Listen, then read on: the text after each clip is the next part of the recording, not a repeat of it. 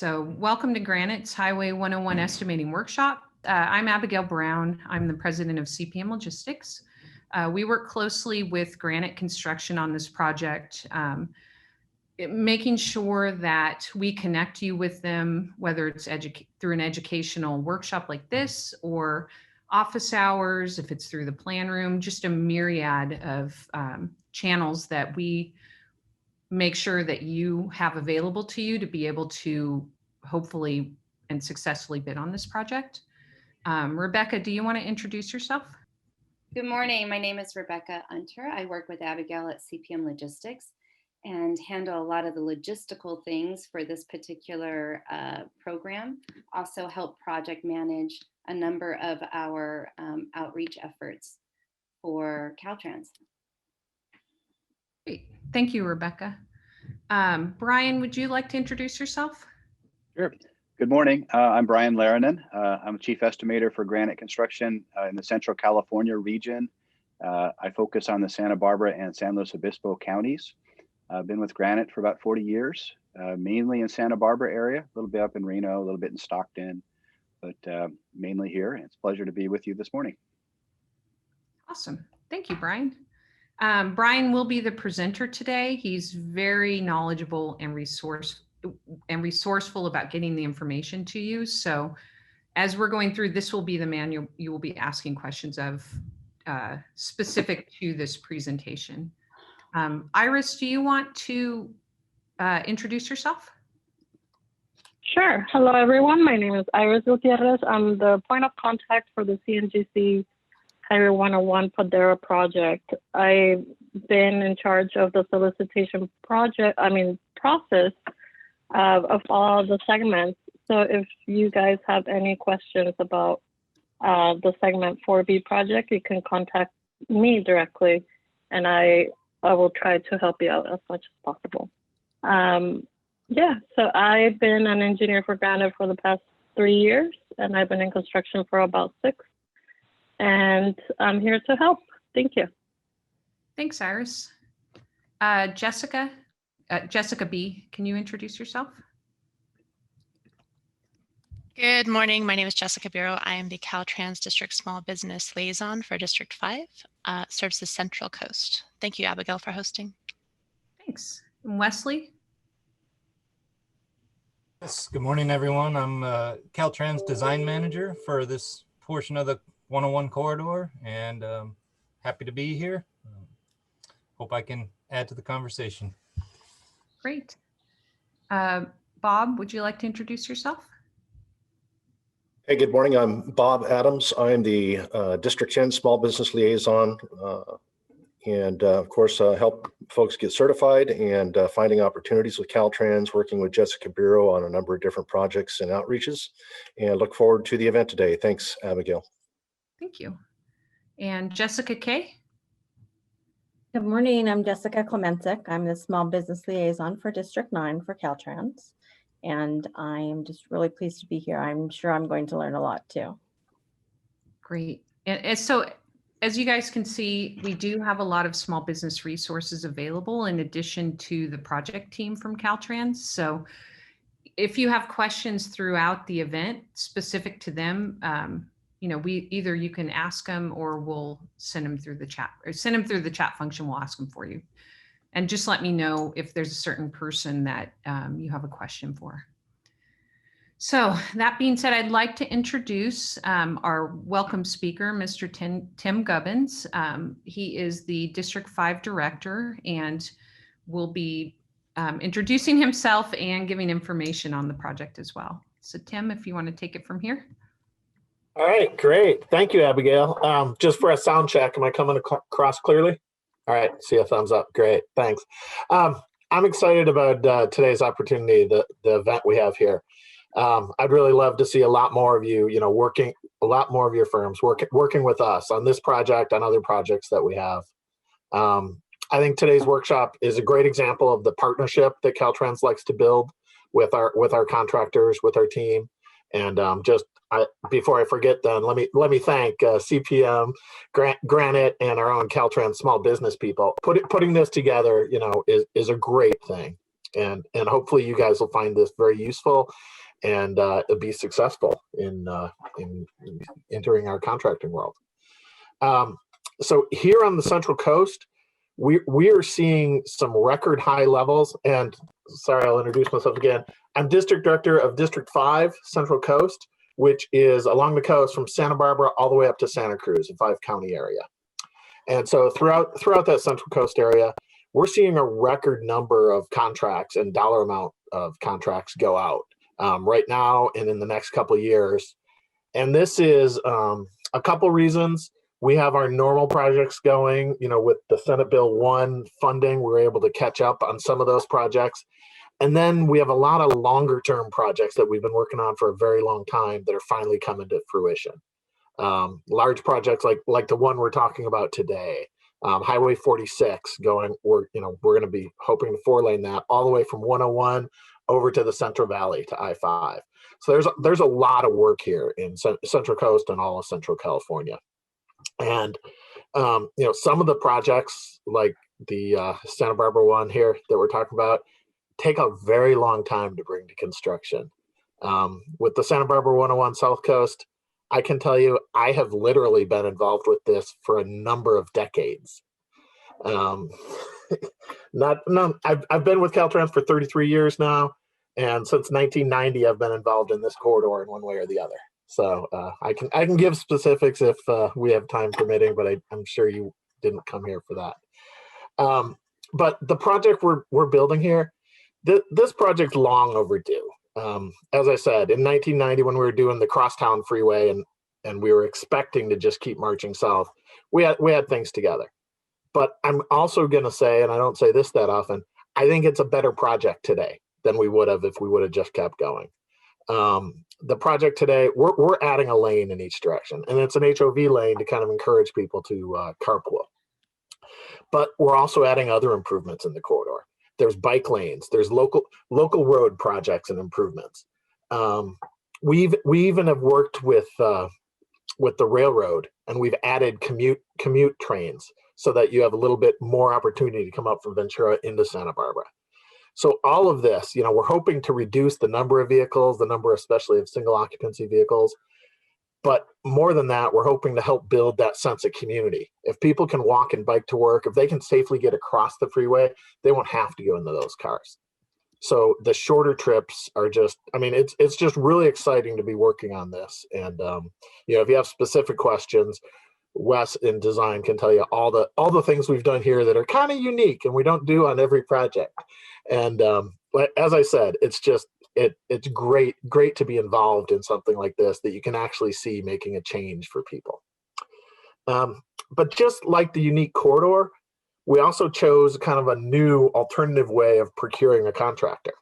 So CMGC, which I'm sure Brian is going to explain a lot more detail than I will, construction manager, general contractor, it allows us to go through a procurement process, and then we brought Granite on early. And so they're helping us with some of our constructability issues. And those of you that have been in construction a while know no matter how well we think we design it, you guys find out a little bit different once you start getting out there moving dirt. So having the people with us at the design table to help us foresee those things and prevent them is just really, really great for us. And design isn't the only thing we do. We get permits. We work, as I mentioned, the community. We work with the community. What are going to be the temporary construction impacts? Having the contractor hear those as we're negotiating them, they can then A, help us solve them, but B, understand why we're doing or what the constraints we're putting on that normally they don't see all that behind the scenes thing. So I think it really helps both sides, and it's been great so far. And we have a few more big sections of this to get done. And sorry if I'm sounding too excited, but this has been a long time coming, and we're just really thankful, as I mentioned before, for the partnership we have. We try and get that on every job, no matter the size. We put out projects, for those of you not familiar, from the tens of thousands of dollars to projects like this in the hundreds of millions, and everything in between. And so I look forward to the opportunities. Some of you smaller businesses I've talked to, and they just aren't really comfortable working with the big state bureaucracy because it's not always easy to understand. But if you can come in working with somebody on Granite, my hope is you then keep doing that as subs and maybe even your prime on some of those smaller jobs. And it's best for everybody. So again, I'm wearing my rose-colored glasses. I'm kind of optimistic today, but that's who I am. So after today, if you still have questions, you'll have contact info for Jessica and some of the other districts, small business. We put on different kind of events, and if you need help finding where we're listing some of those jobs and listing the upcoming stuff, they can help guide you through our websites and everything else. So with that, I'm looking forward to this. I'll be on part-time. I'll just to let Brian and Abigail know, I'll probably step out now and then because that's my life these days. But I thank you all for coming. I thank everyone for putting this on, and I'm looking forward to some really great conversation and hopefully a lot of knowledge exchange. So that's all I have this morning, Abigail. Great. Thank you, Tim. We're excited about this project too. And I know Granite is. So I think we're all in alignment with that. You know, there's so much potential and innovation that we've seen from your team and from Granite, you know, over the last year and a half or so, that we're just super excited to be able to work on the project, but also put webinars like this together for all the small businesses who want to, you know, better their business, make those connections, meet Brian over the internet, all of the above. So thank you very much. Brian, would you like to start?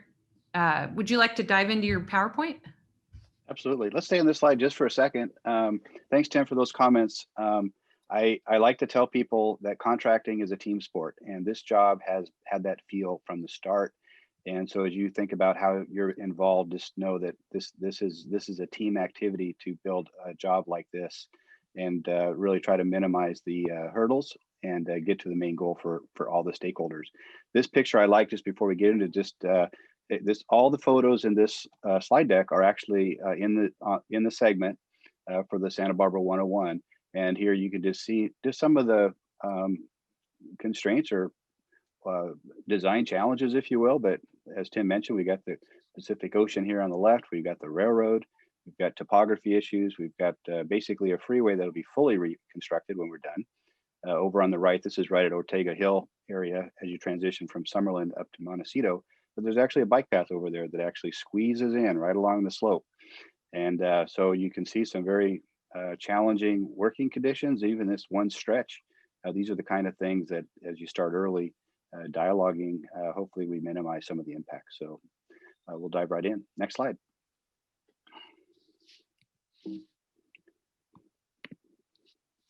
All right, so that's general time frame. We're going to spend about a half hour just going through some presentation, and then we'll have some opportunity at the end for some question and answer. And as we've already heard from Abigail and Tim, appreciate those introductory remarks, and we'll get right into the presentation about this project and estimating and how you might best fit in.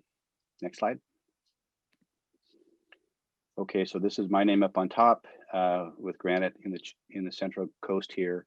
And these are some of the topics that we're going to be covering through the next couple of minutes. I won't go into each one in detail yet, but we're going to get through quite a bit of material in the next half hour.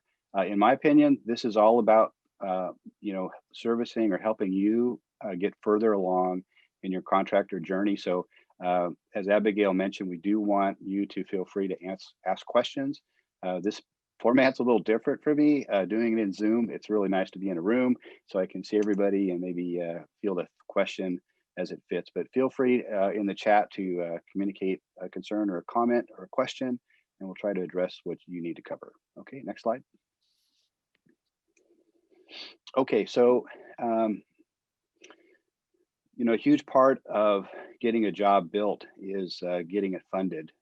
And we are very committed at Granite to recognize that it's important to everybody to realize that we've got commitments because of the funding and because of just the contracting community, to recognize that we are trying to meet certain criteria, and that involves reaching out and increasing participation for disadvantaged business enterprises, for disabled veteran businesses, small businesses. This is a really important part of contracting these days, particularly with Caltrans and particularly on this project. So We really appreciate your time today to learn more how you can be involved with this project.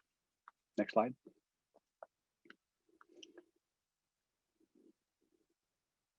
Okay, this is a little busy slide, and hopefully you can kind of see this, but the Highway 101 CMGC project is approximately $400 million, and from 2018 2026, you can see the kind of the schedule up above there. Segments A, B, and C are funded. There's 5 segments total, so that leaves D and E to still get some funding, but we're actively involved in helping with the design and giving our input to that. The project includes the removal and replacement, the entire freeway. We realign the freeway in spots. All of the shaded area in blue is about 11 miles of coastal highway. And it is really one of the few stretches in this part of the coast that still has 2 lanes in each direction. So immediately at either end, it will tie into freeways that have already been widened to 3 lanes. So right now, this is really the bottleneck, not just because it traditionally has been, but because of the lanes, it's a busy stretch.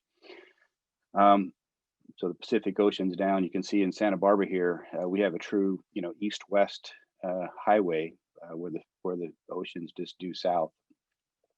Segment upper top, you can see that segment 4A, which is the one closest to Carpinteria, it is started. We've already completed the work in stage 1, which was mainly the median work. We're working on the ocean side of the freeway now in the next stage, but we're well underway for the first stage at segment 4A. We skipped 4B and we went into 4C to begin the next segment of work. And you can see in segment 4C that work started the end of last year, and we're well underway into the first stage of that. And currently 4B those are the bookends at this point. 4B is in the middle, and it connects Carpinteria and Summerlin. And we are planning to begin work in June on that segment. So this summer, all 3 segments should be active in construction and will be so for the next year after that. Segments D and E are scheduled to begin in 2023. And as was mentioned, they're not funded yet, and the design of those is about at the 60% level. So everything's moving along quite nicely, and a lot of energy on the project. And you can imagine each time a segment gets going, more people, more workers, more subcontractors, vendors. It's getting busy. But hopefully, as you go through this process, you'll take a drive through. You'll see the kind of activity.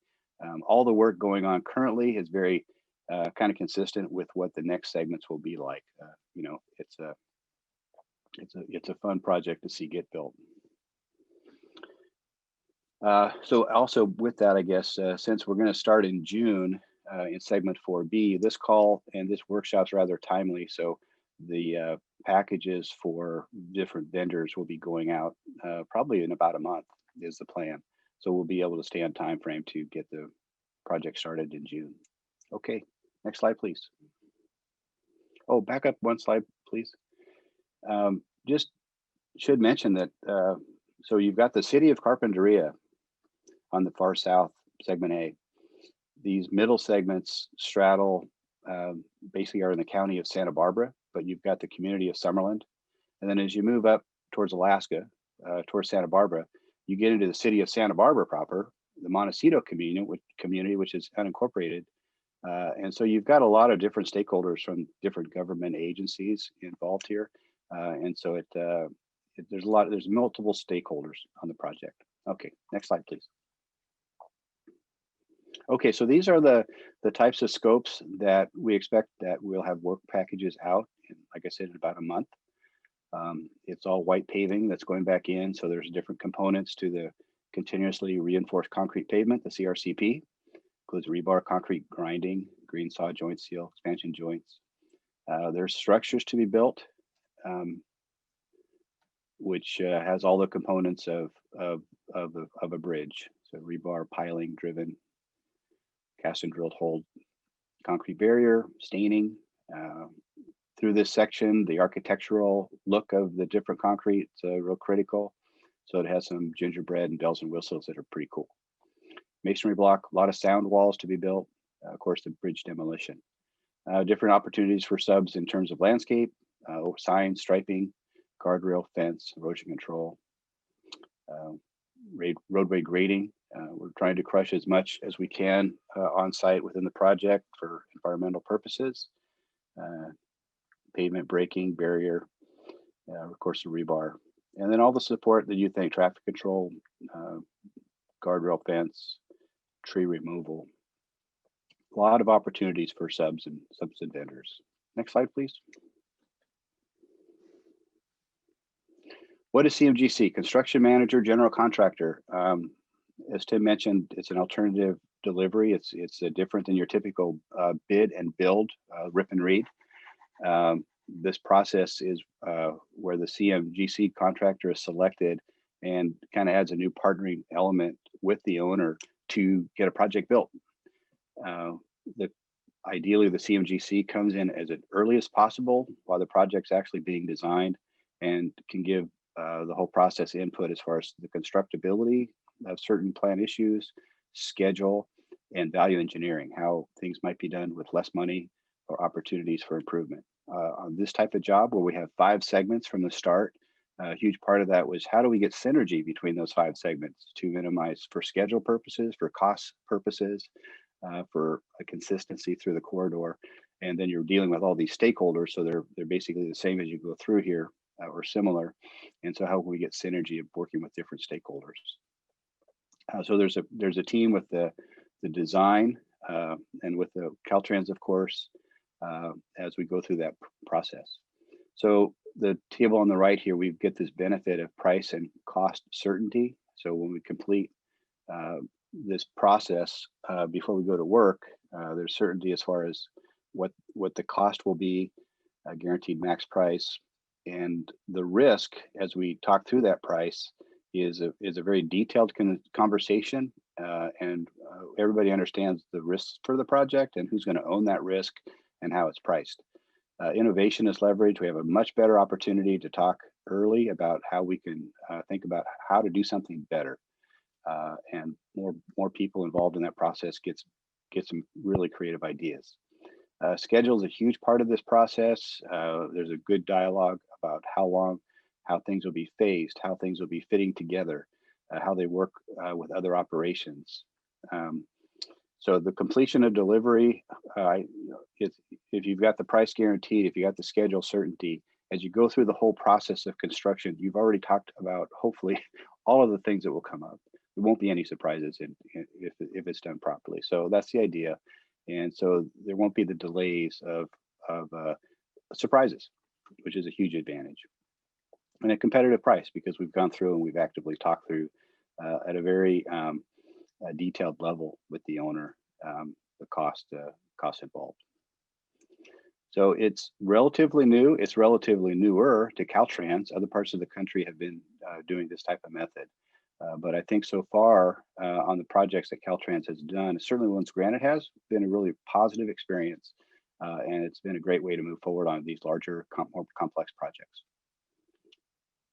Next slide, please. Okay, estimating wise, again, these are photos from the CMGC project in the Santa Barbara corridor. Kind of fun shots as we go through. What are some best practices as we look at just focusing on the estimating part, how getting the prices together, submitting the prices, and trying to pursue the work as a sub or a vendor. Next slide, please.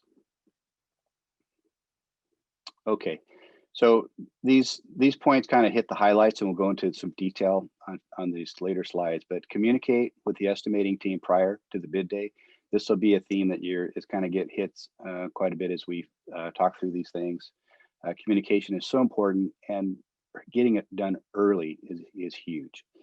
Discuss the project schedule and team abilities at the expected time and performance. So again, we're putting a detailed schedule together that we're presenting and talking about before we begin work. And so how each sub package works and how that communication helps us understand what the subcontractor, what the vendors are going to need to fit into that schedule is a big component. honesty, transparency about your ability to perform the work, and commitments made being followed through on. And then once awarded, realize again, this is a team sport, and there's participation actively in the meetings, in the dialogue as the team discusses, how the work progresses. Next slide. This is a fun slide. It explains kind of things that are important in the estimating process, especially here as we look at work at Granite. We take the estimating really seriously. You don't want to start building a job and not understand the scope and really understand what kind of costs are realistic. I like the beginning and end of this slide. Basically, we're starting with plans and specs. This is where you'll start as a vendor or sub as you get these packages for segment 4B. And at the end is you're finalizing your bid.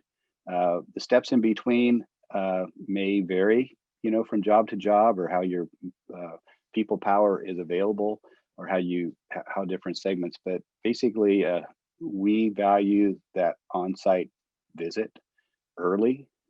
So going out, driving around, kicking the dirt, really understanding the physical constraints and logistics of the job site. This gives that extra understanding early about what the project involves, and trying to see how that fits with the plans and specifications that are out as well. Decide on some construction methods. So as you see the site, look at the plans, you're understanding, this is the kind of constraints that would lend itself to this type of production, or this type of crew, a certain type of equipment, certain type of trucking. How are you going to get out? Is it a night job? Is it a day job? Is it one crew, multiple crew? How is this fit together? So you start thinking about a construction method. How are we going to build this work? Think about a schedule.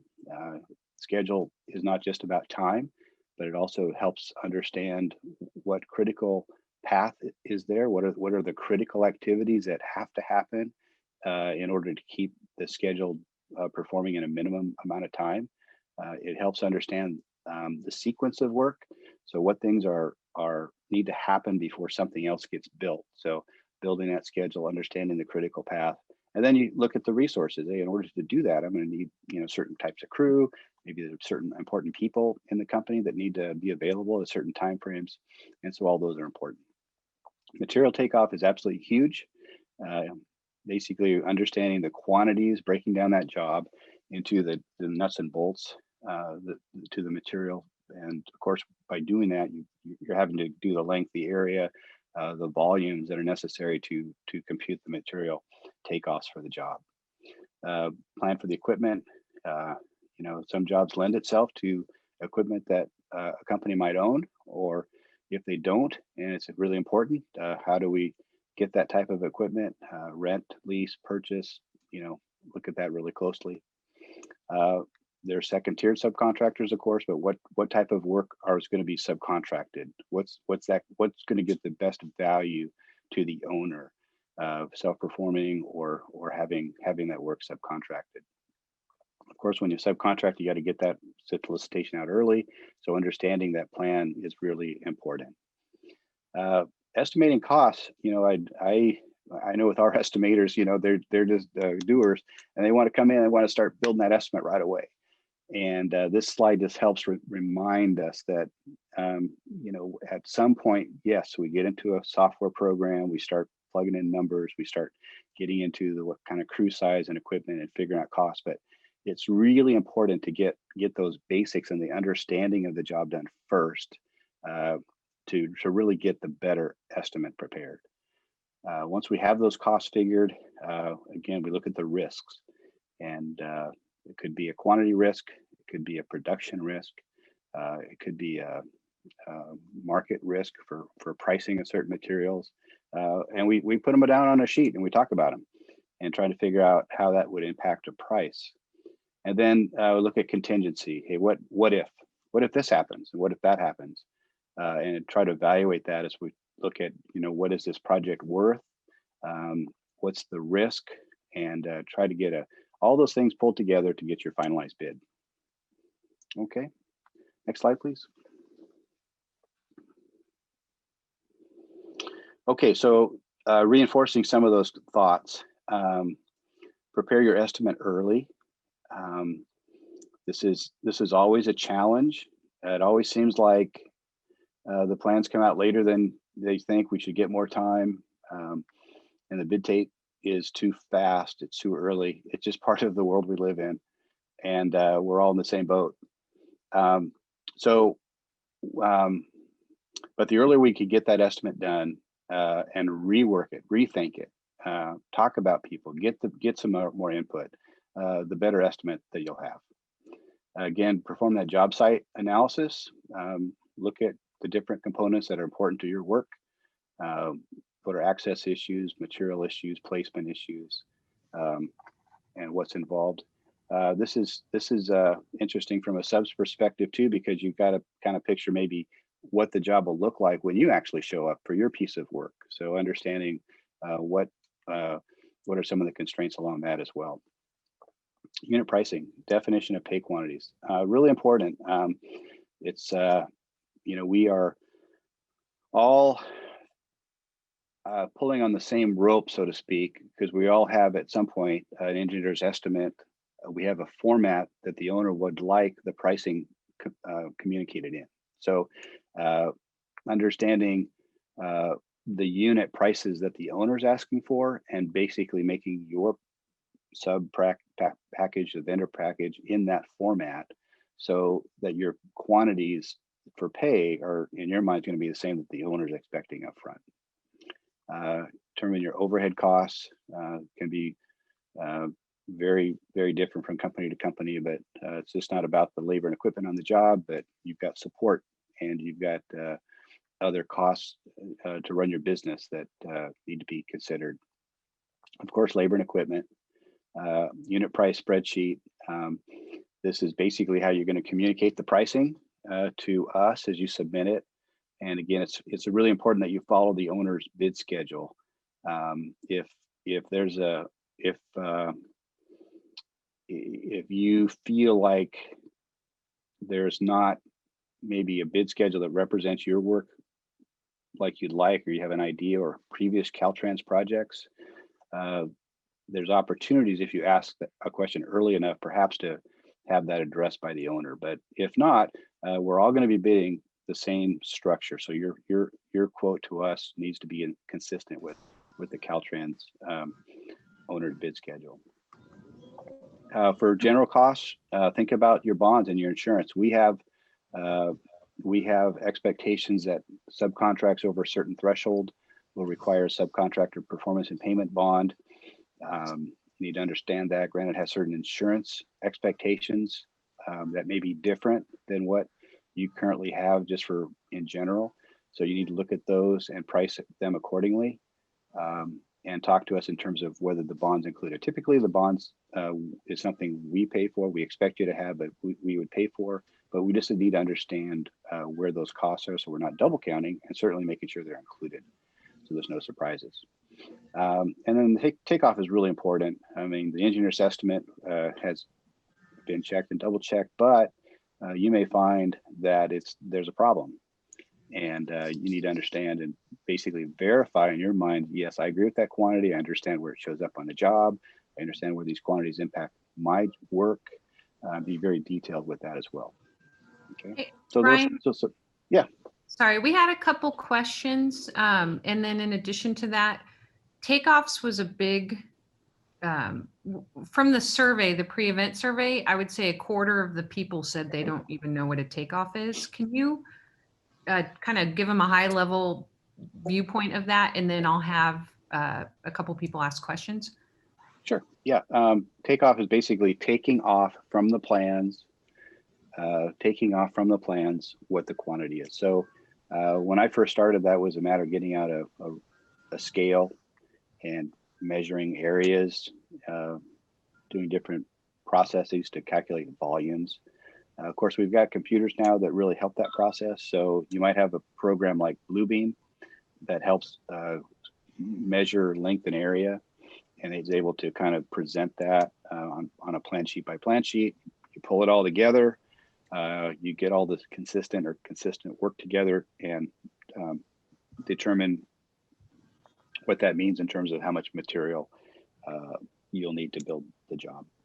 So you do the material takeoff with that. Sometimes it's a volume, and there's programs like AgTech that give us the tools to enter design grades and existing grades, and the program helps calculate that. So a lot of the takeoff has become a lot nicer process than when I first started, but it's so important.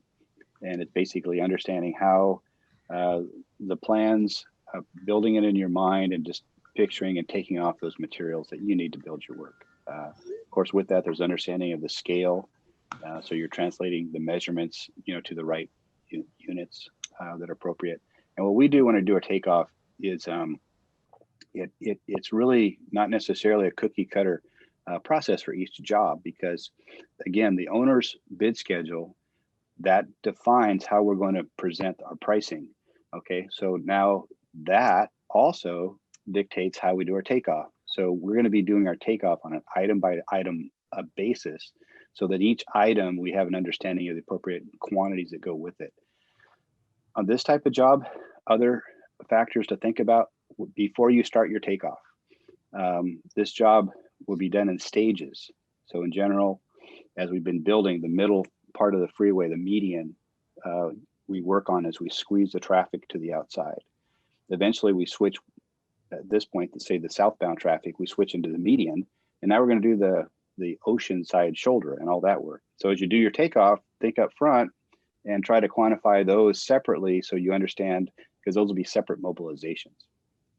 And then you look at the traffic control charts and you say, well, some of this work's going to have to be done at night. Some of it you have the opportunity behind K-Rail to do it during the daytime, for example. So you might want to think about as you do your takeoff, rather than do it all again and slice it and dice it, think about laying it out in advance to address staging and to the traffic control constraints. So how do your takeoffs that you do at Granite, what is the relationship between that and the Caltrans standard bid item list and the quantities that they provide there? Yeah, so good question. So again, you want to follow the bid schedule, and you want to break down all the material and various types of work that would be necessary to build that item of work. So those costs for those materials are in the appropriate place in the overall estimate. Awesome. And then the last thing, John Paul, do you want to ask your question to Brian as well? I think he's already answered the question, as far as for the breakdown in costs. You guys are just going to follow the unit pricing from Caltrans. So pretty much. So when we break down our costs by item, that's actually a good question. I'm not sure if this is your question, but different companies do have maybe two main philosophies of pricing. Some will look in a cost book and say, well, that's what the average price is in this part of the country, this unit price. But this job, that's a little harder than that. So we're going to put some kind of factor to make that price a little higher. And so they just basically use some historical costs, and then they'll just do everything on a kind of on a historical, or get it from a book. Or we do not do that. We don't really care how a sub would do that. But for us, it's important to really break it down by labor, how much labor and equipment is going to be required specifically. So we break it down by production days, what that crew actually looks like by detailing, how much of this piece of equipment, how many of these types of trade labor. And then you've got your material, of course, your material costs. Then you have your subcontracting costs as a component of each bid item. And you've got your hauling. We look at the trucking kind of as a separate component of the project. So those are your basic buckets, your basic food groups of your unit cost. You're going to have your labor, equipment, material, subcontractor, and trucking. And I would say all of your costs you probably would have in one of those 5 buckets. And then on top of that, of course, would be your overhead and then a margin. Is that helpful? Yes. Do you have any examples that you could possibly share to when we send stuff over to Granite, that it would be easy for you guys to be like, okay, yeah, this is cool. We're going to go with this, or we can't go with that. You have examples of that? Of how you like to see it? So on the simplest form, just in general, in terms of as a framework, I've had subcontractors literally put their unit prices into the bid schedule that we're submitting to Caltrans. And they'll just, their work, those items that they're bidding on, they'll just fill in their price for those bid items. And so in a simple by hand method, that's really kind of what it's all about. Mostly what happens now though is they'll basically make it a little prettier in a spreadsheet, and they'll put it on their scope sheet, and they'll just list the items of work that apply to their scope. Okay. And then if they're doing a partial part of that item, they're not doing 100% of that item, it's really important that they detail what they're not doing. Okay. This is going to be very a little different. We'll get to in a later slide, but on this, we're actually going to be putting out work packages, and those work packages will describe what we believe are the items of work that would be included in, say, a fence sub package or a guardrail sub package or a striping sub package. We'll list the items of work that we believe on that job would be included in that sub package. And then there'll be a dialogue if you think that should be different, or you're not going to do some items, or you'd like to do some other items. But we're going to be pretty firm probably on keeping the scopes consistent. So as we get in these, we're not going to have a lot of time to evaluate these. So hopefully, if we've done our homework, as we get the pricing in from subs and vendors, they'll be consistent on those scopes of work. Okay, thank you. We'll hit that a little bit more in a future slide here coming up too. Let's take one more question. There's a lot of questions coming in now, and then Brian, you can go back to the slides, and we'll just keep asking him intermittently as we're going through it. Jose Chinche, do you want to ask your question too to Brian? We'll give him a minute. Sometimes with the audio, it's a little tricky. Abigail, Clifton. I wanted to add something if I could. Oh yeah, go ahead, Wes. Just to kind of piggyback on what Brian was mentioning, the importance of good quantity takeoffs from the plans, and then of course following the bid schedule. Also really critical to understand the standard specifications and the special provisions that are included as part of the contract docs. And those can be sometimes difficult to dive into and really find the information that you're looking for. So one way to help with that is the bid item code itself. If you see it, the first couple digits are what referring to the section within the standard specifications that you can find information on all that's really going to be included in the work scope. So just wanted to bring that point up as well.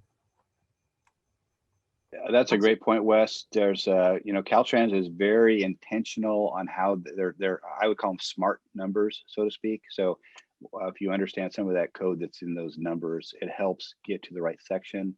And it can be a little tricky because, I don't have this in here, but just keep in mind as you look at Caltrans work, you've got your special provisions, which are very project specific. And then you've got your standard plans and standard specs. But since the issuance of those versions of the standard plans and specs, Caltrans has also revised the standards, and there'll be a certain revision format for the standard plans and the specs that will be applicable to this job. So you need to understand how they've been modified. So yeah, good point, Wes. You need to understand what's in the standards, what's in the specials, and those are fairly consistent job to job, but you do need to look for those things that might be unique for the project. Great. All right, let's take one more question and then you can dive into this slide. Clifton, are you there? Do you want to ask a question? Yes, I am here, if you can hear me. So I run a trucking company that primarily does like aggregate sales, sand, gravel, class 2 aggregate. With the trucking industry, some people want it billed a lump sum. Some people want it by the ton for the duration of the project. And some people want a cost for the material and then also an hourly rate on top of that for delivery and haul off.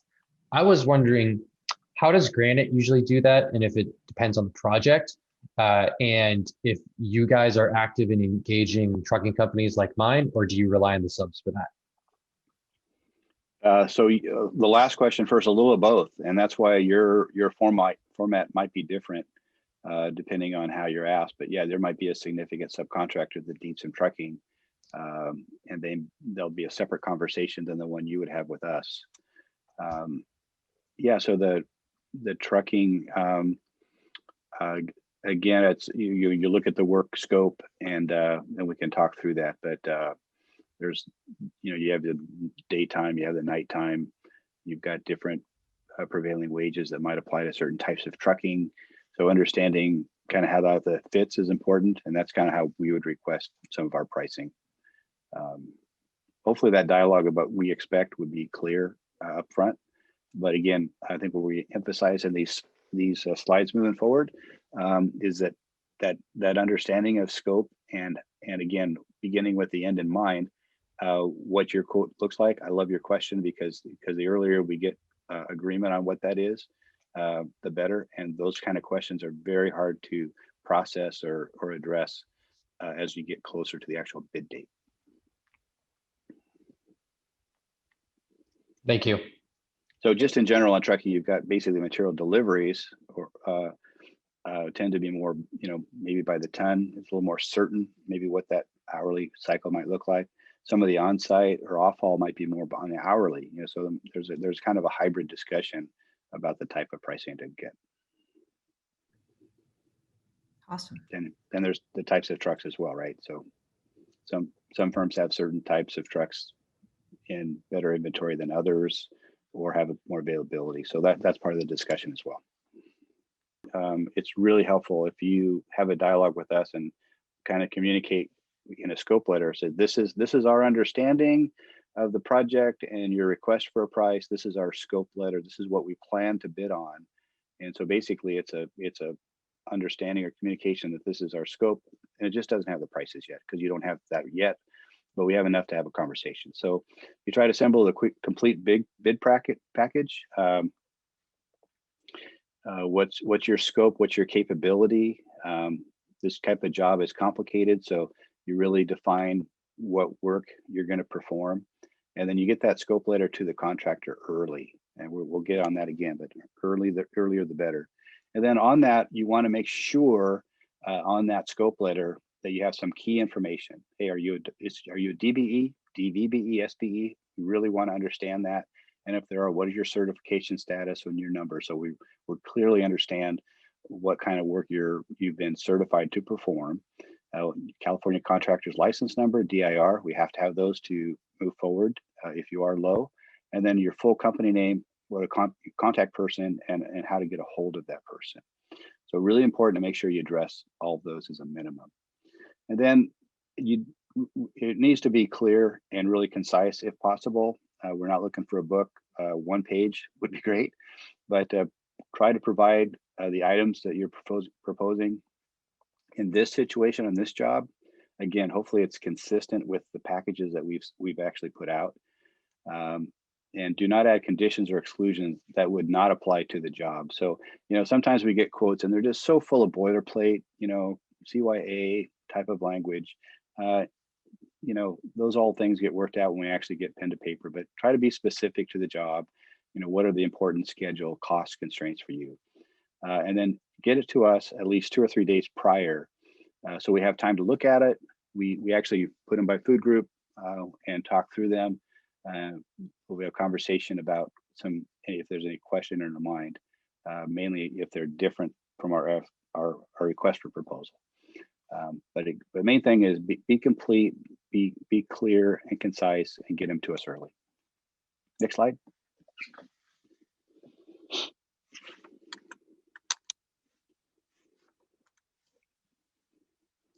Okay, so we kind of went over this a little bit already, but understand Caltrans, Granite, owner, prime contractor, what's the requirements?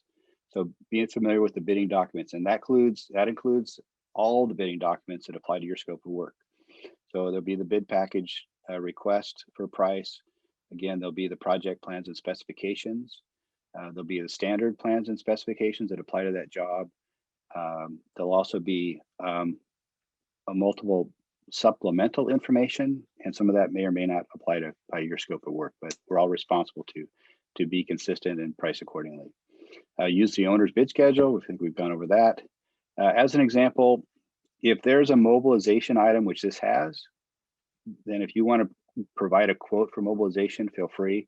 You don't have to, but if you do, but if there's not a mobilization on the owners, then don't quote mobilization, because we have no way of processing that price and putting it in the right bucket. Understand the units of measures for the bid items. So if something is quantified with a unit of measure, say 1,000 lineal feet, please do not quote that on a lump sum basis, because we are providing a unit price to the owner, and you put us in an awkward position if you expect to be paid in a different type of measurement. So be consistent with the owner's bid schedule. If it doesn't follow the bid schedule, here's you may have a price that's really great, we like it, but we're not able to determine really what bid items you have and what's really covered in your proposal. And so it may be that we just can't use your price, and it may lead just to a delay in our review, and your proposal just might be set aside. We just can't use it, because you're putting us in an awkward position to be quoting and paying you and addressing your company in a different way we're being paid by Caltrans. So we all have to be consistent. That's just the bid schedule that we're all living with. Okay, next slide, please. Great. Brian, I had at least 2 questions, but there's more in here about does the project fall under any PLA requirements? Because it's prevailing wage, but how does the union relationship for this project come into play for these estimates? Yeah, so there's no project labor agreement, but Granite is a union contractor. So subcontractors need to be signatory to basically we have laborers, operators, teamsters, cement masons. So you need to be signatory or be willing to sign a one job agreement. You just need to set yourself up in a satisfactory way with the local union. So you probably are familiar with doing that or not, but yeah, there's a union component to working with Granite. Thanks, Brian. Any more questions right now, Abigail? Yeah, I've got tons. Anthony, he asked, and Anthony, jump in if I missed something on this. What is the most difficult by line item subcontractor to find, and do you self-perform if you can't find one? Oh, yeah, that's a good question. So, well, I guess by default, the answer to the last is yes. I mean, but there's some situations where we can't self-perform all the work. It just doesn't make sense. So hopefully that's not the case. Hopefully we'll have plenty of interest in all the different trades. I can't say really what the hardest is. I think we are on a unique part of California here, and just my observation is sometimes people that are in Northern California consider us Southern California, so they think it's too far south for them. If you talk to people in Southern California and they say Santa Barbara, oh, that's Northern California. So I found that people's perception of our area depends on what part of the state they live in. And so some just choose not to kind of travel this far. This job should be large enough where I think might get interest, and people farther away have no idea. And so there's the geography that's unique here, and also people's work schedules. They're busy or they're not. And if they're busy, going up the coast or down the coast may not or interest them. So it really depends on any given project, who that most difficult piece is to fill as far as a sub or vendor. And it changes from job to job. All right. Melody, do you want to ask your question also? Yes, can you hear me? We can hear you. Okay.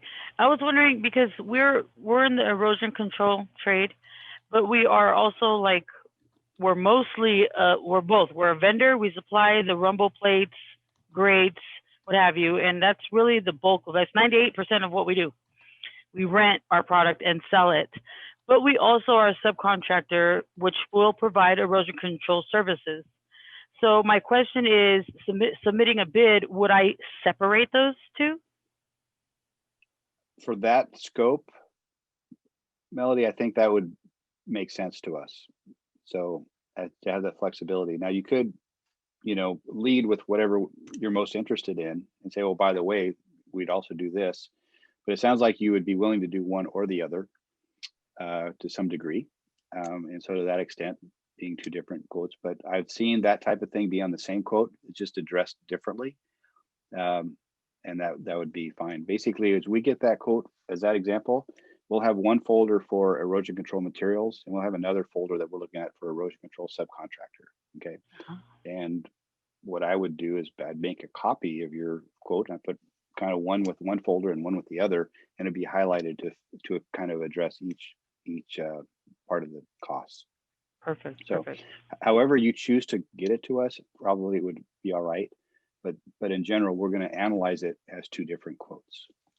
And then you might want to give a thought to who else might be bidding as a subcontractor, and then they would just get the material quote, and that might be of use to them, right? Oh, got it. Got it. Okay. Makes sense. All right. Thank you. You're welcome. Thanks, Melody. All right, I'm going to read Sarah's question, and then we'll go on with the presentation after that. She asks, would equipment and labor be ideal to include in the scope letter? Would a prime be interested in seeing the extent of our labor, equipment, and installation costs as well? No, we wouldn't need to see the detail by your food group, labor and equipment. It really wouldn't add value to our bid. We'll be putting a sub price in as $1 per unit. Would the piece of equipment be helpful? I suppose there are certain operations where it might be, if you have a tool that makes a certain job constraint more manageable, I think it'd be helpful to communicate. There's different types of drilling rigs, for example, that might be or might not be suited for certain parts of the work. You might have a tool that enables you to go have a higher production or not. So to that extent, where you present yourself as being a more competitive bid, I think that'd be helpful for yourself if you included that information. But to have a detail like how many hours of this, not so much. Our main thought in terms of that follow-up is, for example, somebody says, we exclude traffic control. Okay, well, that's cool. We just want to make sure it's in the bid. And so our question, if you could answer it up front, that'd be great. But hey, we need traffic control. And by the way, we need so many shifts of traffic control. So we need to make sure we get the right number of shifts that are appropriate for your work. And for this job, it might be how many shifts at daytime, how many at nighttime, how many are shoulder closures, or how many are full lane closures. Those types of things are helpful rather than just saying we exclude traffic control. So those are the types of questions we will follow up with.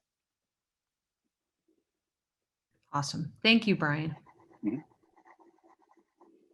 I'll ask some more questions after this slide. Okay, well, this slide is just our 95% rule. Maybe we're not quite exactly a percentage, but the main information here is it's very frustrating when we get a quote that comes in that last hour, and it happens because these time constraints I know are hard to meet, getting a price together. But things that come in late, unfortunately, may not work out the best for the people quoting. So basically, there's 95% of the quotes you receive within the last hour, we just can't use. They're just not going to be able to be reviewed enough. So the scope or conditions, they may be too lengthy, and we just don't have time because we are trying to get all of our things together. The sub-material supplier, you may not have quoted to us before, so now we've got that whole other level of, hey, who is this? Have we worked with them at other parts of Granite? We're a nationwide company, so we have to make a call and say, hey, how did they work out on that job? And sometimes we hear, hey, they're great, and so we do that due diligence. We may not have enough time to call you back for clarifications. And if we don't have something clarified, we're not able to use the price. So what's the better way? Is submit your proposal earlier the better. 2 to 3 days would be great. Submit them by fax or email, not verbal. And just, we'll hit this again, but Granite has some very strong core values and work ethics. Some contractors or vendors, they're concerned because they've not worked with us before and think if they have a conversation about something too soon or they quote too early, that they're going to get shopped and we're going to talk about that quote to somebody else. We just don't do that. The people that do that here, they're not here long. And I've never had somebody around me do that. It's important for us because we're a long-term player in this community, and those types of situations aren't good for a long-term player. We value those relationships with our subs and vendors. So we take that very seriously here. So I hope that's not a concern for you to have those conversations early, because that helps us all. Okay, next slide. Awesome. Thank you, Brian. Charles, do you want to ask your question?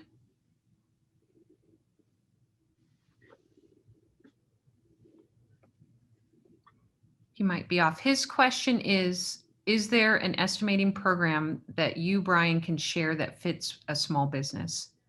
Oh, well, so I'm a little challenged probably to answer this because I have been with Granite, like it's been the only paycheck I've ever got. So we use here Heavy Bid. It's a software program by HCSS out of Houston, Texas.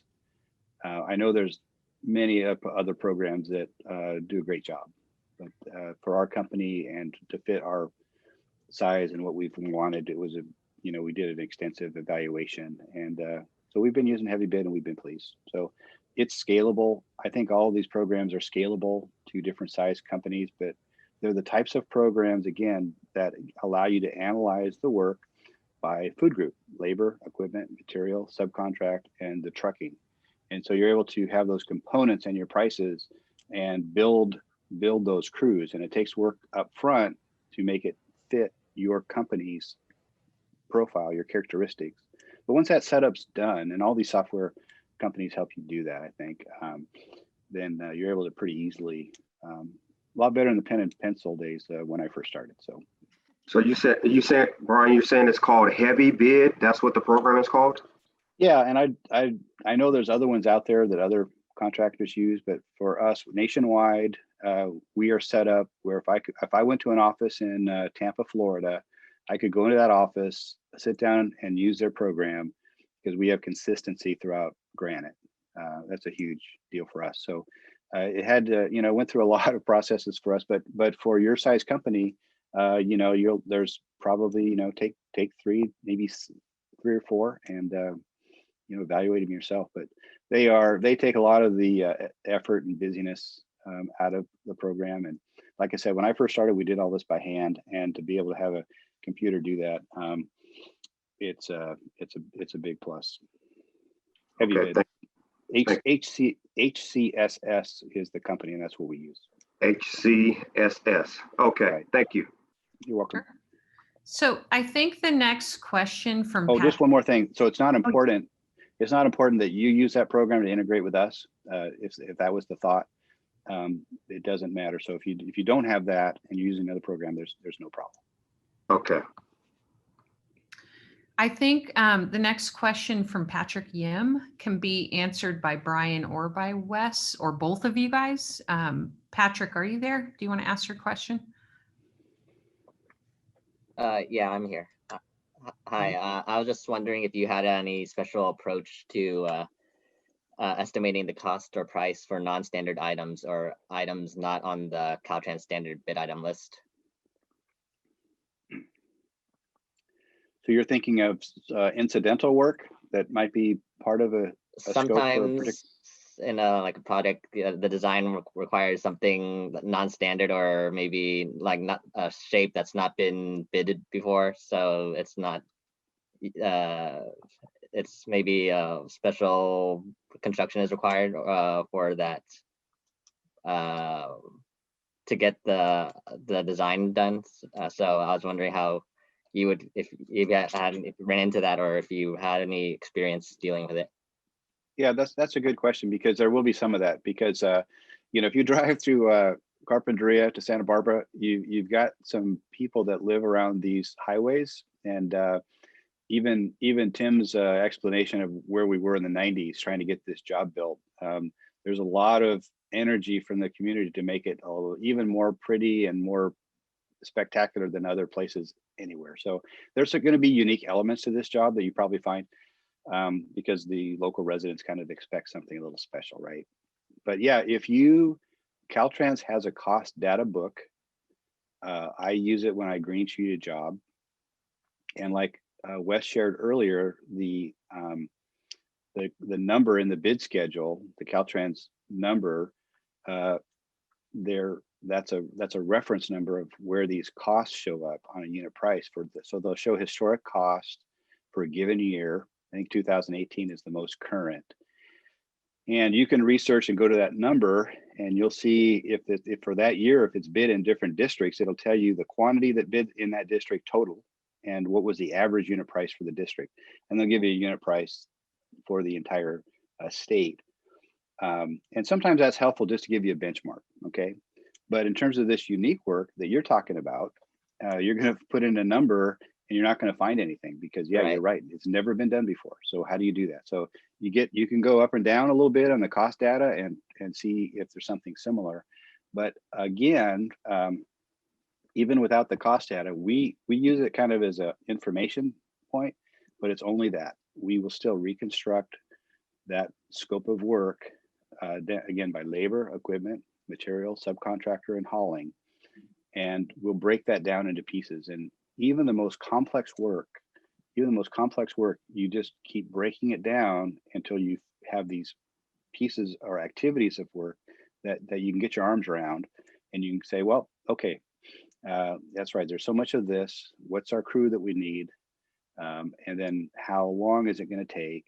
And let the program calculate, your cost. But it's all about breaking things down. And if you don't understand it still, you break it down some more.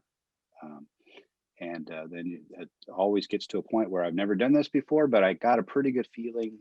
And if I don't, I'm going to have to bid a little more conservative and consider that as a risk, a production risk, because I just don't have the historical data for it. So, or I don't have the people that would do something like that. Or you might think about subcontracting that out to somebody that's more of an expert on that kind of thing. Is that helpful? Yeah, that makes sense. Thank you.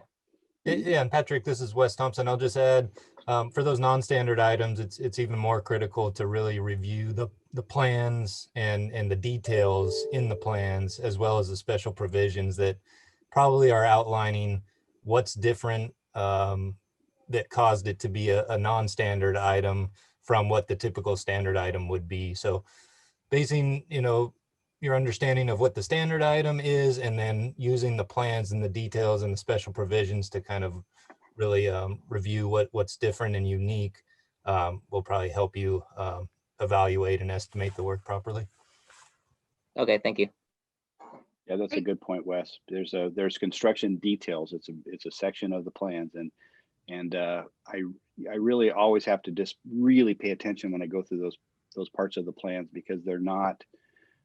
It's usually when I see a little cartoon that is there, and it kind of looks like, oh, I understand that, and then you keep just moving along because it's a thick set of plans. But those are the ones you really have to come back to and really look at what's really going on, because that is where those little unique pieces of the puzzle show up, and you do need to pay attention. Thanks, you guys. Let's do one more question and then get back to the PowerPoint.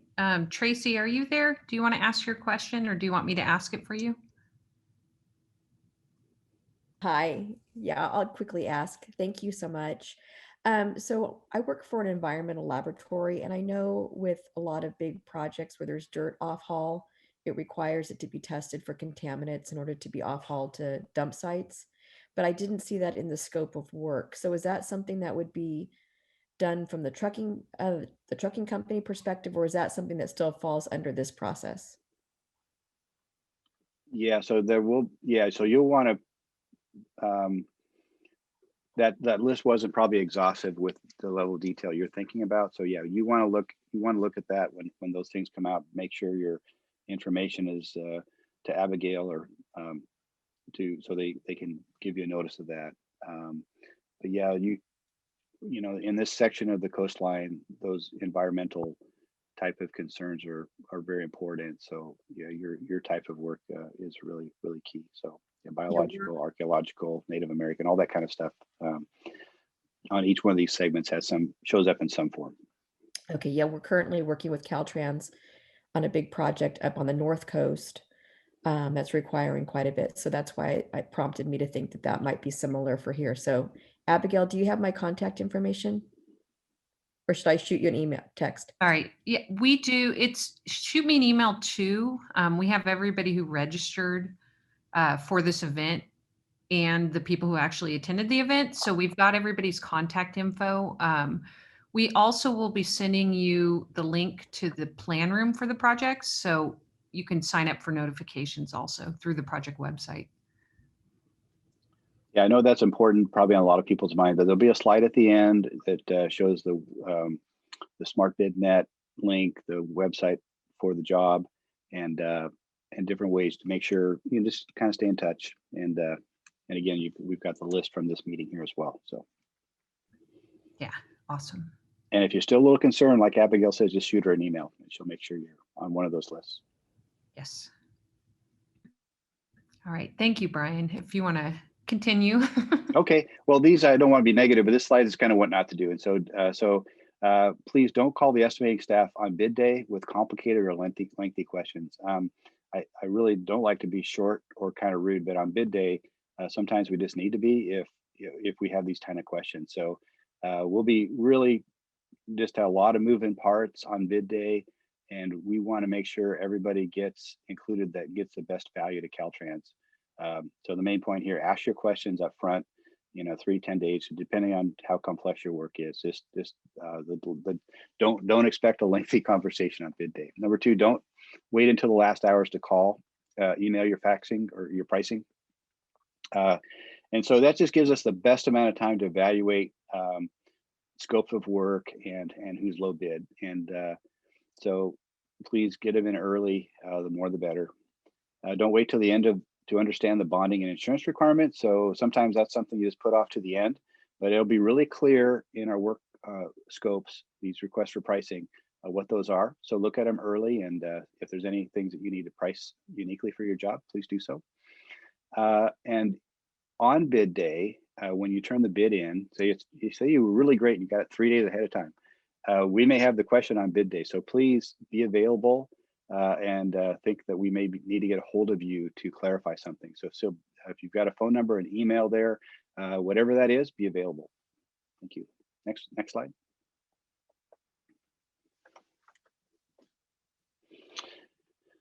Okay, a couple of comments here. Just the CMGC bid procedure is a little different than your standard, what we call rip and read, where you just get plans and specs from Caltrans and then go from there. So on the CMGC projects will not be advertised on the Caltrans website. Okay, so that's why you need to stay in tune with the lower part of this screen, because it won't come out with your normal emails from Caltrans for the other work. Okay, the project documents will not be on the website either. So it's a totally separate process. We won't go through Bid Express or any of the Caltrans normal channels. It'll only be through the Smart Bid website. So these scope specific requests for quotes for each package and supplier work package will be put out. So it's not just the engineer's bid book that we're all looking at. You're going to look at that scope specific package and say, yep, I understand it. I'm going to bid the whole thing. If it doesn't quite fit your company, then you're going to want to make sure you communicate early what we might have missed. And then bid submittal is via Smart Bid or email to the emails that we provided below. So then that's all communicated in the RFQs that go out. Okay. and then pay attention to the due date and the time that's provided in those RFQs. Okay. So again, everybody's getting a copy of this presentation. So these will be available to you when you get that, or you want to take a screenshot right now if you'd like. We'll give you a couple seconds, but it'll come out.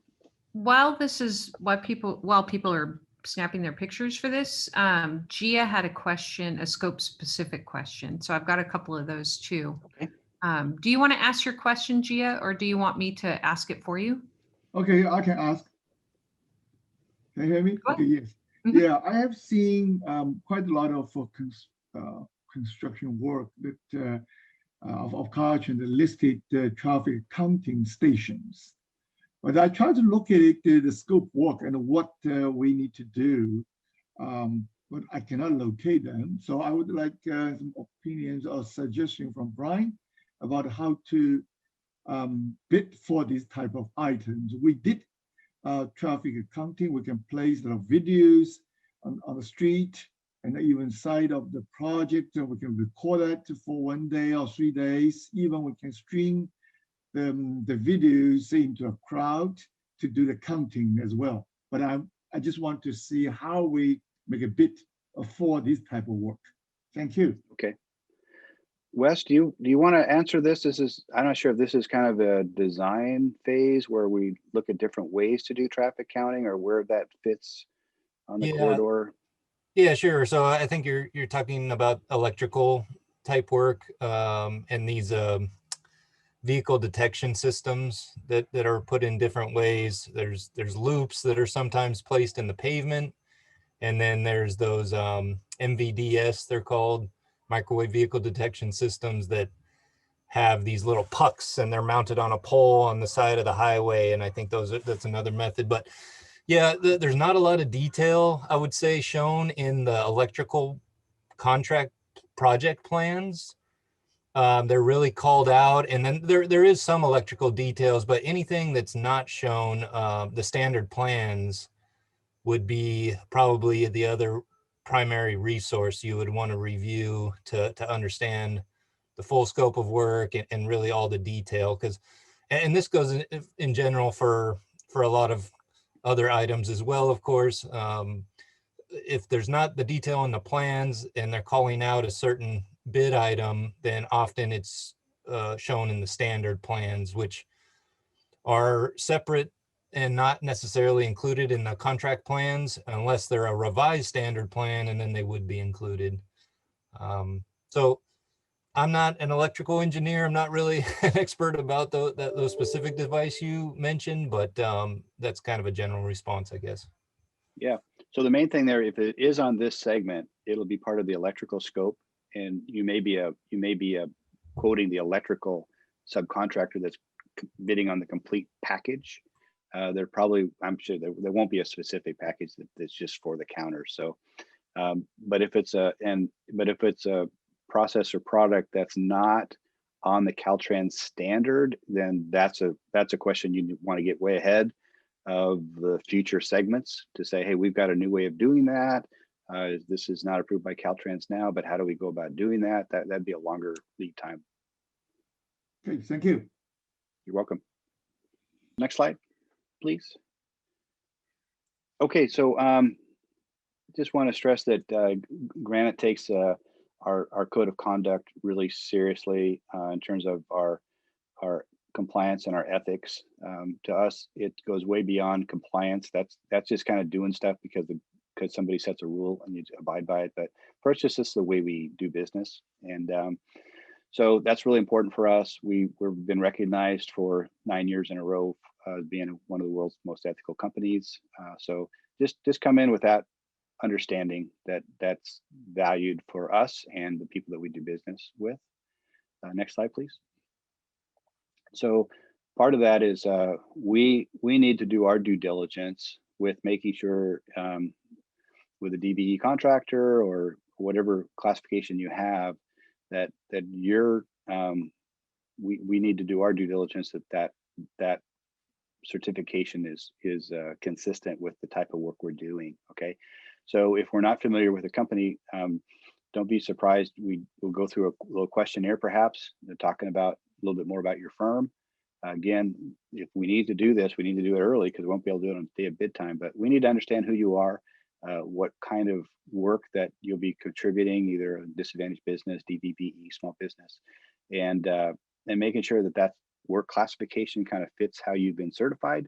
And then, we need to do a little even more about the certification, just making sure we understand who's going to be showing up to do the work, what's that going to look like, and making sure you're going to show up like you've been presented. So it's just part of that dialogue that we'll have, because it's so important that we get this right and we do it right. So just be aware that that'll be just part of the process. Next slide, please. Okay, well, we're kind of nearing the end, but just want to emphasize that, we need you guys, the subs and vendors, as much as you might think we just, because once we accept a quote and enter into a bid proposal, it's difficult to go back to an uncertain position. So we're going to try to do stuff that makes things clear. And so when we put it into the bid, and if we are selected, that we understand it and we keep to our commitments. Most of our projects are made up of 50-60% subcontracted and suppliers work. So it's a big part of a project for us. And again, contracting is a team sport. So it's just part of that team getting together to build that job. The ultimate success of a project is the result of the team effort. So to do that, communication is really important. And the earlier that we start those conversations, the better. I would like to think that a scope letter is so clear, like when I send one out to somebody we want to subcontract with, I say, oh, that's a great scope letter. They won't have any questions. Well, there usually always is. So you just need to allow time to make that happen. And but try to be as clear as you can on that scope letter. And following these steps will not guarantee that you get a job necessarily below, but I think it'll be really helpful to make sure you get your best opportunity to show that you're bidding consistently with what the work requires, and how you can benefit the team on the job. Great. Okay. We have a question from Dwayne Henry, and this, you or Wes, either one of you guys can answer this. He wants to know, is there any electrical or fiber optics for the project? Definitely electrical, mainly lighting. It'll be part of the electrical scope you'll just want to look at, but it'll be a significant package. I don't recall if there's any fiber optic by design. Hopefully there's no fiber optic by accident, but that happens. But yeah, there is the utility corridor through this job is pretty complex, so you just want to look at that as well. But yeah, there will be electrical package. You want to look at that complete. Great. And then Tom Mueller asks, is there a union for pavement markers and stripers? I think to the extent that whatever it's by group, right? So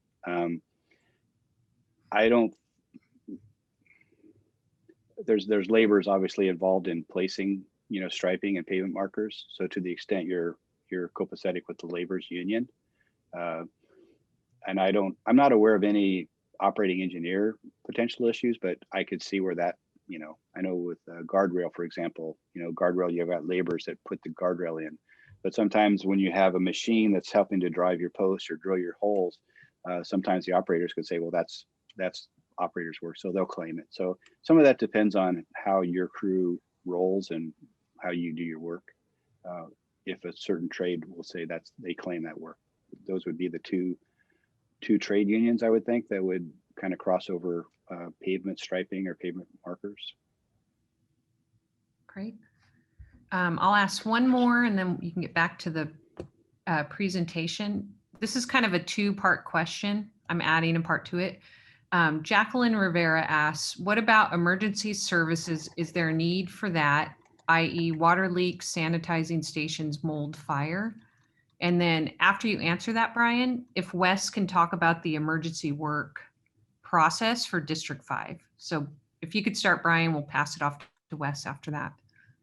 Yeah, well, I think in general that brings up a good issue. So you're going to look, and maybe the scope doesn't, certainly it doesn't fit your firm, but you've got some support role that may or may not fit for that job.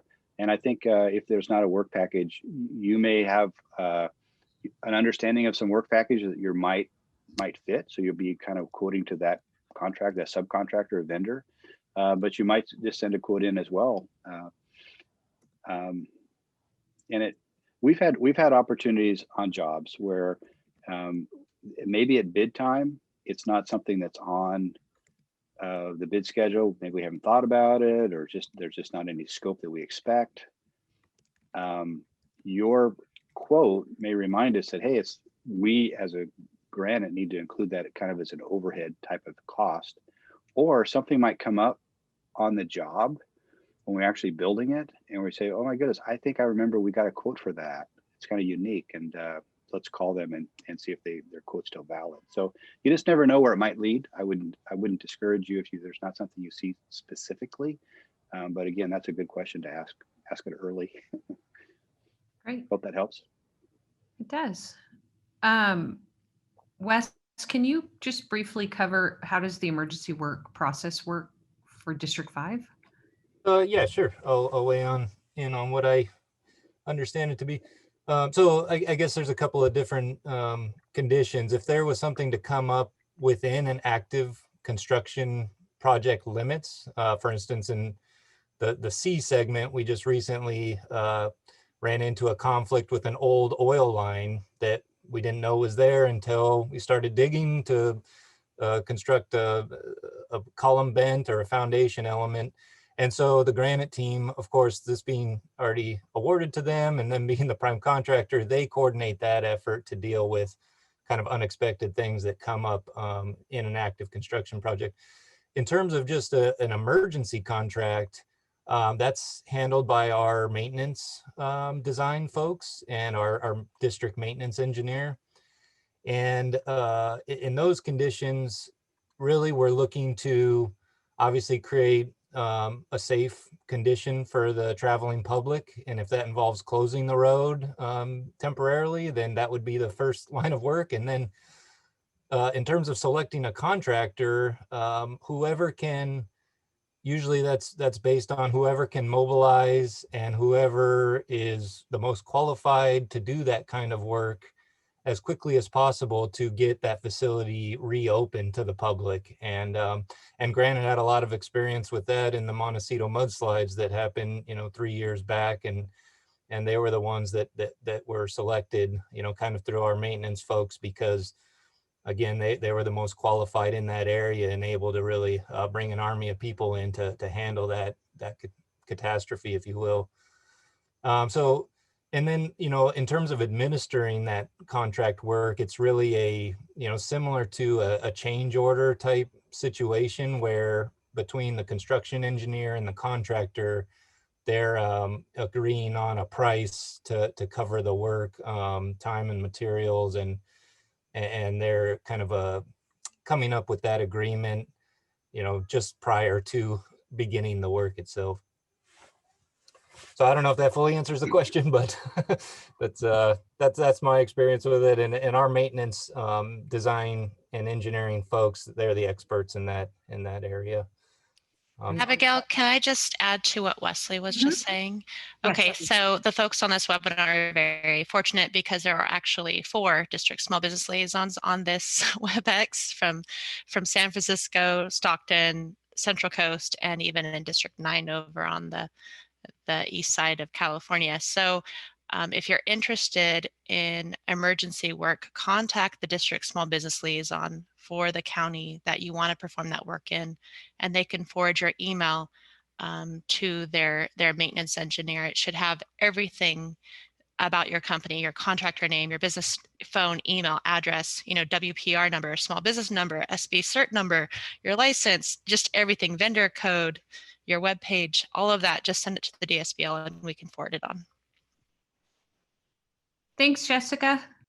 next slide is there's just some contact information. I think the top ones were on a previous one, but Jessica and Abigail's contact information here, Caltrans and CPM Logistics. So they will be able to handle, I'm sure, any, or if it's something more input from me, they know how to get a hold of me. So some good contact information there. Again, this will be part of the PowerPoint that y'all get. Yeah. And I sent through the chat room our office hours link. So please, if you want more information or you just want some feedback from us, sign up for that. We can help get you whatever you need after this workshop is finished. So the next question, do on-site security services fall under the prevailing wage requirements for this project? That's probably a good discussion that we'd have. It kind of depends on where on the site that might be needed, but I will say not necessarily. So great. The next question, does Granite use professional services firms to provide project controls, QA, QC, safety managers, and staff augmentation services?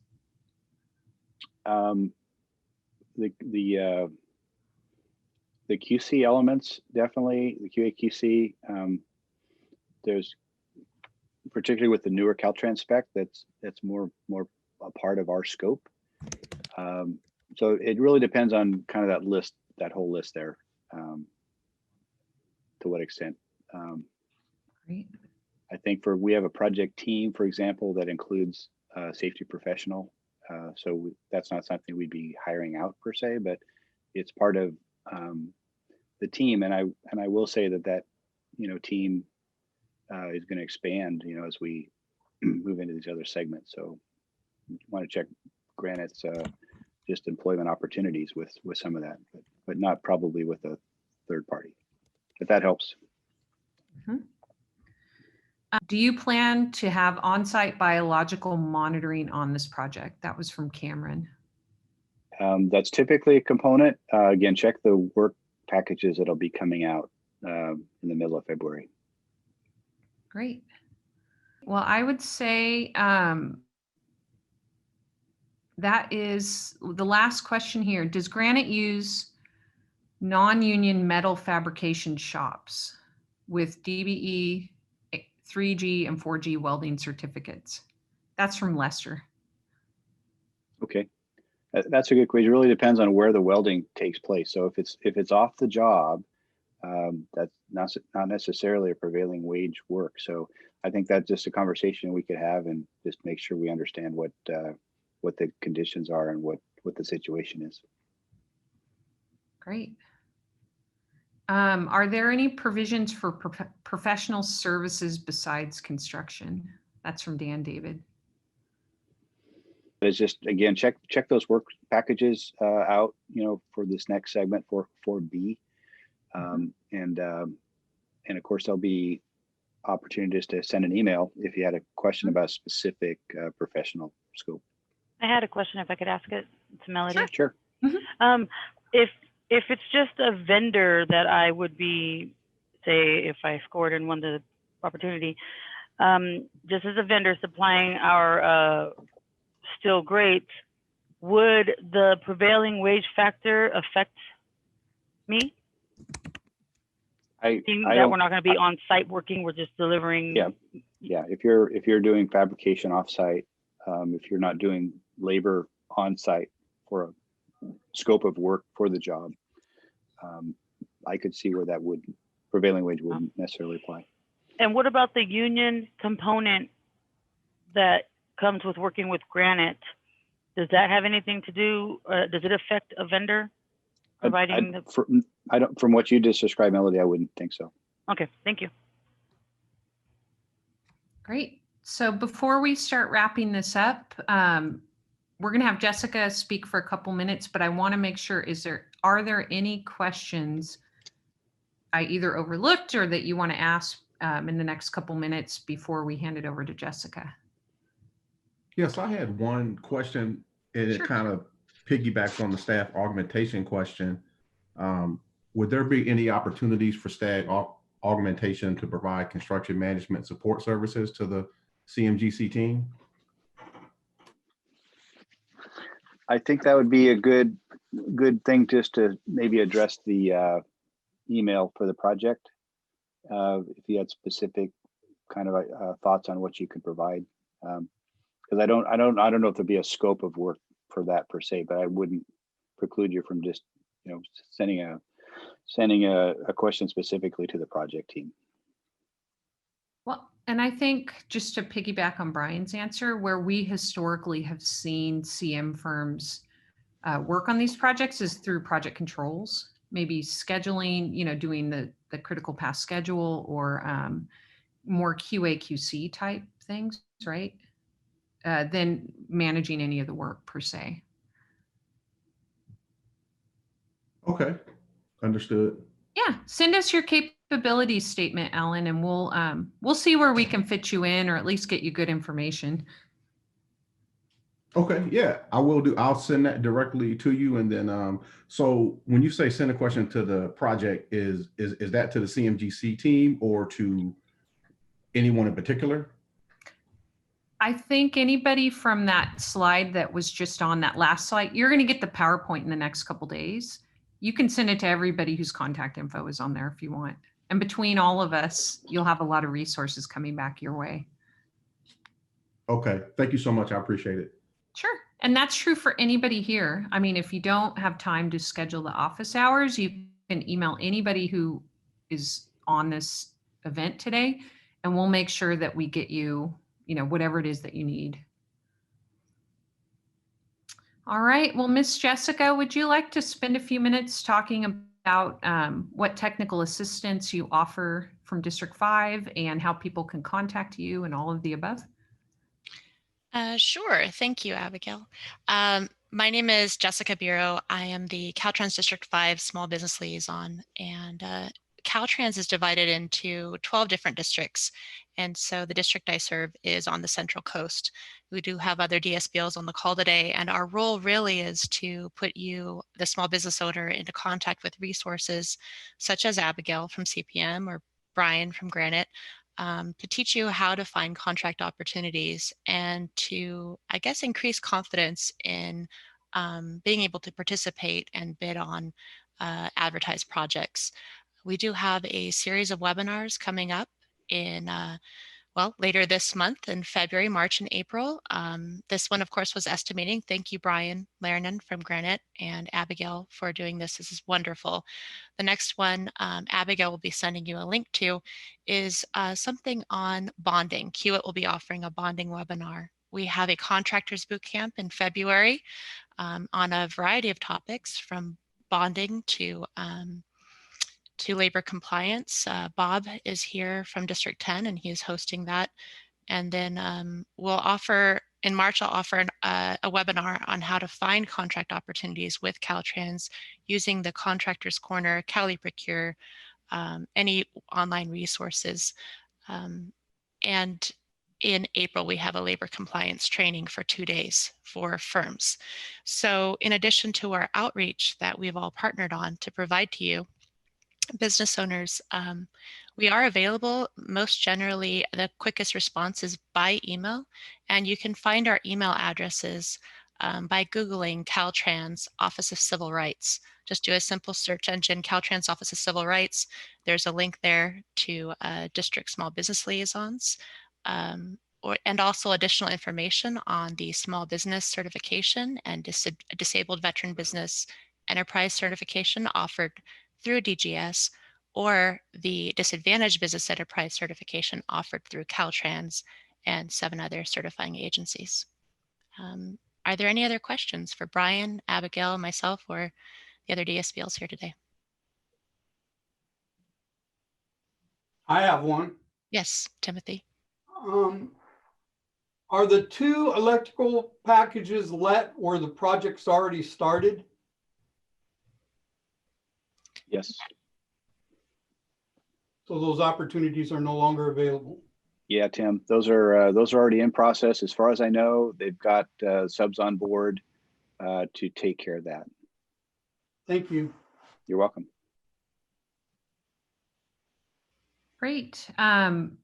Rebecca just posted the post-event survey link in the chat room. She's also going to be emailing everybody that link with all the other information that we covered. So please take the time to fill it out. It's really short. It's going to take you a couple minutes is all, but your feedback is invaluable to us, making sure that we're creating value for you through these events. So you've spent 2 hours on this webinar. We want to make sure it's worth your times and it's relevant and on point with what you guys need and where you're at with your business journeys. So, you know, feel free. It could be anonymous if you, I think, I'm not 100% sure about that, but, you know, or you can email us separately from the survey, but we want to hear from you about what your needs are, how we can improve, how we can remove any obstacles keeping you from these Caltrans CMGC projects as well. And as Jessica said, we have a lot of complementary events coming up. You know, we work closely with all the DSBL statewide with Jessica and Bob and Jessica to make sure that we have complementary events coming up. So you're not getting inundated with, you know, 14 estimating events in the first quarter. Rather, it's estimating and bonding. Bob has a fantastic boot camp coming up in February for 2 days that has tons of good information that's complementary to today. So we put all of their stuff on our website as a hub. So if you have any questions about anything we have, or you can't register for one of the external events, definitely let us know as well. So we appreciate everyone taking the time out of your day to come and participate in this. And everybody asked really good questions. Thank you to Brian Larinan and Iris for putting together a fantastic PowerPoint and covering, you know, extensively what they look for, you know, when you're going through your bids. Thank you to Jessica and Wes from District 5, as well as Tim for supporting this workshop and coming and making themselves available to everybody who wants to connect with them. And thank you to Bob and Jessica Kay and Rebecca for helping with just making sure that we're giving you all the right information and we keep things flowing on these workshops. So thank you. Have a good rest of your week, everybody. The recording will be available in about a month. If you sign up for the District 5 YouTube channel, it will notify you when it's uploaded. So it makes it easy. You don't have to keep checking. So, all right. Was there anything else before we get off? Okay, well, have a good rest of your week, everybody, and we will see you at the next event next week.